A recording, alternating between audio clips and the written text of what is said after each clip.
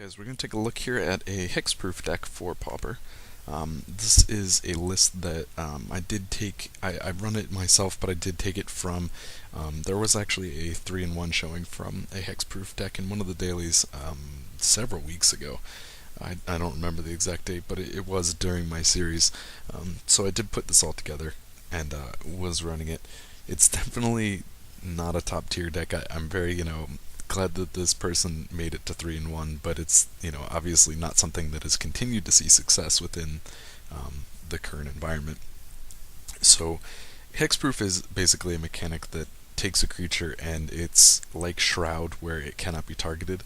However, Hexproof adds the stipulation that it cannot be targeted by an opponent, so that means you yourself can target it.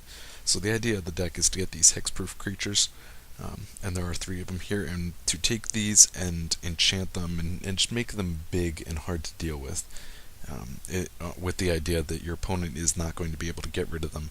The only way that usually you're going to be able to handle a creature with Hexproof is during combat through, blocking and assigning damage. So there are some options in black as far as the edicts that allow an opponent to make you sacrifice a creature. And that can be troublesome, so when you do this, I do at least try to split up enchantments. If I have 2 creatures on the field, I'll do my best to kind of balance the enchantments between those 2 creatures. That way, on the off chance that you are facing an edict, you don't have to lose everything.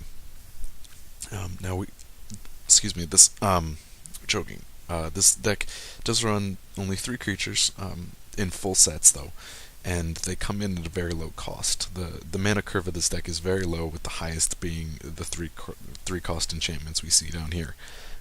So these creatures, you have the Slippery Boggle and the Glade Cover Scout, and kind of the idea here is the fact that this allows the deck to be incredibly fast. Maybe not as fast as Infect will be, but it can match the speed of something like Stompy, which is kind of the same idea. You're playing green creatures that are relatively small, you get them in the early game, and then you pump them up with other spells in order to finish your opponent off before he has a chance to get settled. And that's how this deck works. So that's why you have 4 of each of these 1-drop creatures to increase the chance that you get these out actually on turn 1, and then you have a variety of options to play enchantments on that creature on turn 2 to attack. Addition to those, we also bring in the Ledgewalker. I know that's going to cut off a little bit there, but the Ledgewalker is a 2-costed 1/1, and the only addition to it is the fact that it cannot be blocked except by creatures with flying. So in addition to having this Hexproof and having it so your opponent cannot target it, he also cannot block it unless he has a creature with flying. And this is definitely a benefit for you because there are a lot of flyers in Pauper currently that see play, but at the same time, evasion plus the Hexproof is absolutely a great thing. Now, the enchantments, there's a lot of stuff that you can bring in with this deck. One of the, while we're talking about the Ledgewalker, one of the more interesting ones is the Treetop Bracers here. It gives an enchanted creature +1/+1, and the same ability as the Ledgewalker, the fact that it cannot be blocked except by something with flying.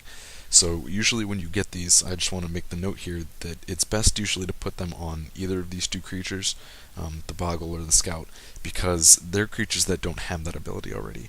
When you use this Bracer on the Ledgewalker, you're basically just using the enchant as +1/+1, since it already has the ability to be blocked only by creatures with flying. So unless, it's going to win you the game, usually try and save the Bracers for one of your other creatures. Let's see, we'll just go down the list, I guess, here. This is an interesting addition that was made to this deck. The Petrified Plating is a suspend enchantment that we got during Time Spiral. So this is actually kind of a great play. It works mostly in conjunction with the Ledgewalkers. Like I said, the point of this deck is to get fast plays, so you want to get these on turn 1, but a lot of times, since you're only running 12 creatures, the creature you may have in hand will be the Ledgewalker, which you won't be able to play until turn 2. This means you won't be able to attack until turn 3, but you can use the plating as your turn 1 play, and by suspending that, when it comes to turn 3 and the first chance that your Ledgewalker has to attack outside of Summoning Sickness, it will be the same time as the Petrified Plating come into play. So, you're going to say turn 1, suspend the plating, turn 2, Ledgewalker.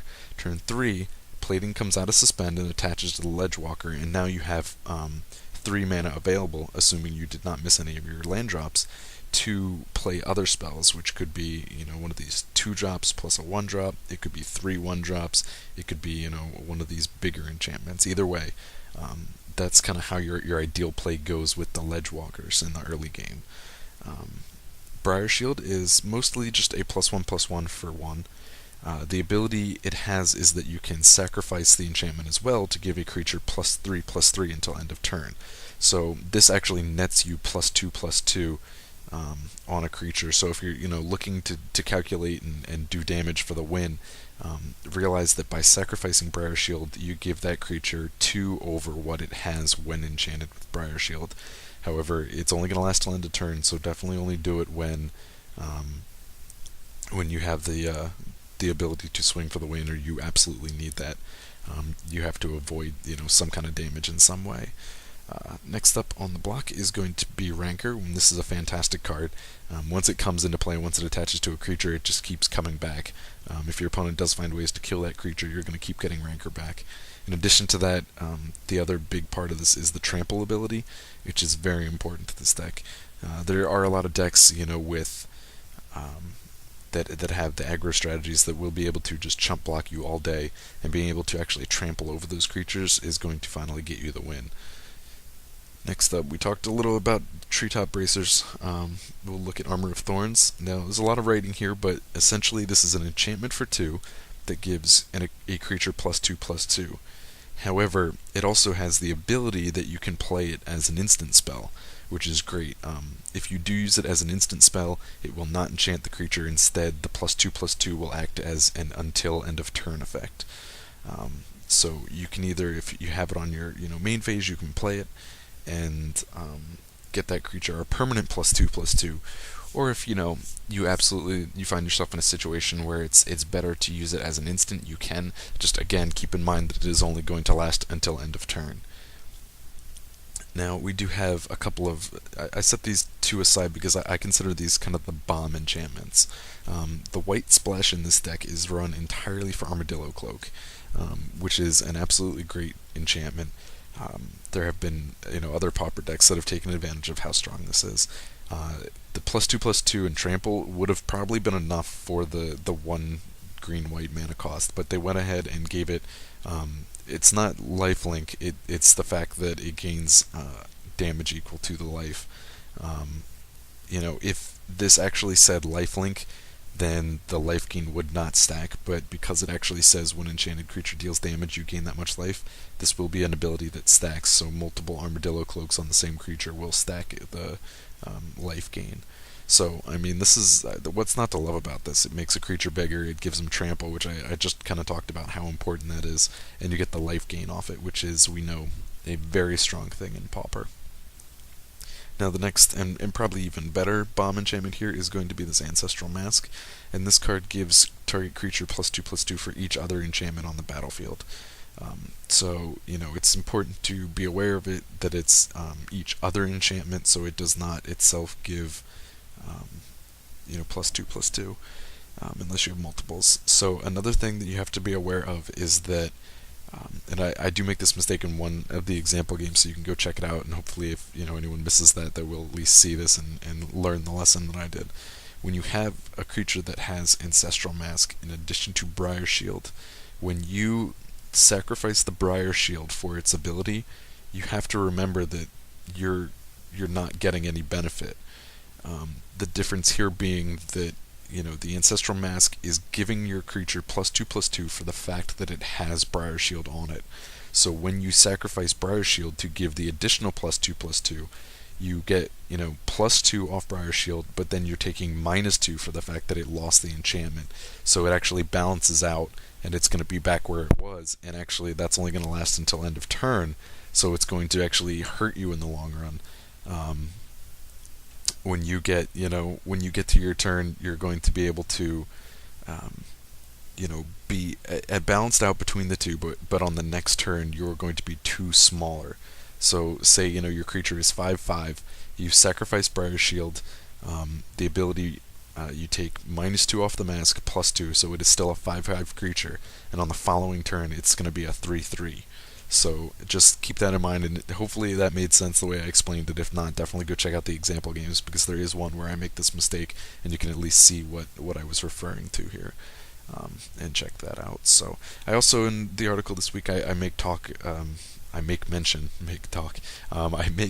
of other choices that you can do. There are a lot of options as far as running blue with this deck for the Riftwing, and this is a flyer that you get in blue that has the hexproof ability, and that gives you some other options for enchantments that you can put on those creatures. Blue has a lot of enchantments that are not useful. There's a lot of kind of control enchantments that tap out creatures. There's some stuff that, just other things that don't really give you the plus power and toughness abilities that you get within green. But there are a couple that we can see. There's some Umbras. There's Eel Umbra, which the most important part of that is the fact that it has flash, so you can really kind of change the tide of a battle. You get Favor of the Overbeing, which is a great one that can be used in conjunction with the Slippery Boggle. That's one of the ones that, if green you get this ability, if blue you get this ability, if it's both you get both. So in a lot of cases with your green creatures, it'll be just giving them +1/+1 in vigilance, which isn't bad, but when you put it on the Boggle, it gets even better. So you have stuff like that. Infiltrator's Mage is an okay one, or Mage Mark, sorry. It's a good option because it, just for the fact that it means they can't be blocked except by Defender. Put that on something like the Flyer or the Ledgewalker, and all of a sudden you have something harder to block. But Defender is, not really something that you see much in Pauper, so that could have some benefits. We also get a couple like Ghostly Wings and Viscerate Armor. They pump slightly, but you also have the ability to, in some ways, return that specific enchantment to your hand. So if there is some way that, upon blocking, the creature is going to die, you have the option to at least save your enchantment. It is an interesting thing because we no longer have that damage step. These would be better cards. You would, chump block for a creature. Say you're attacking with a 5/5, your opponent blocks with a 5/5. If there was still that combat damage step, you would be able to, okay, damage is on the stack, and now I'm going to return the enchantment. Now it's going to come down to is you need to use that ability beforehand, and when you return that enchantment, your creature is going to get smaller. So, doing so may end up, if you were in that 5/5 situation, you would return the enchantment, and your creature would now be a 4/4. Your opponents would live and yours would die. So they're not as great as they used to be, but there are some options still. Say you had a 6/6 against a 5/5, then you would be able to return the enchantment, save it, and you would still be able to kill your opponent's creatures. So there's just stuff like that. Or say you were in a situation where you were chump blocking and you just had to block. And it gives you options to do a little more damage. I don't know. There's, like I said, it's great, but it's not as good as it really used to be when we had the combat damage step. And then there are a couple other options as far as things to do without enlarging your creatures. I guess something like Sigil of Sleep. It's great because you can use it to bounce creatures. You put it on one of your creatures with evasion, and all of a sudden you're bouncing an opponent's creature every turn. And if he cannot put down more than one creature in a turn, he's just never going to be able to keep one on the battlefield. You can also use something like Freed from the Real. I think it's a little too mana intensive to be useful in a deck like this, but it's an option. I feel like I'm forgetting something, so definitely go check out the article, and I list out a couple of options. I even show an example deck. I would probably run it as a deck that is blue-green with a little splash of white. The Armadillo cloaks here, they're just it's such a good card. So I would probably reduce the number down from 4 count. I would probably throw in at least 1 to 2 planes. You are running the Evolving Wilds and the Terramorphic Expanses, as you can see up here. So you have options for searching out that 1 white mana that you need, and you really don't need more than 1 at a time. So I would probably go blue-green, but still leave that splash of white for the cloaks, because especially forget about the lifelink. The trample is one of the more important aspects of that spell. So there you go.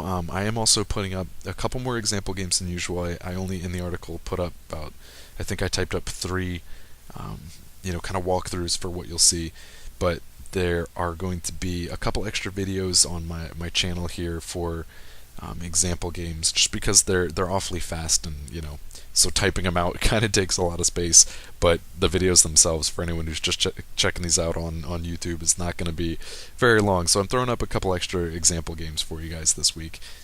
If you're checking out this video in the article, go to the YouTube channel and check out some of the extras if you want, and see how the deck goes.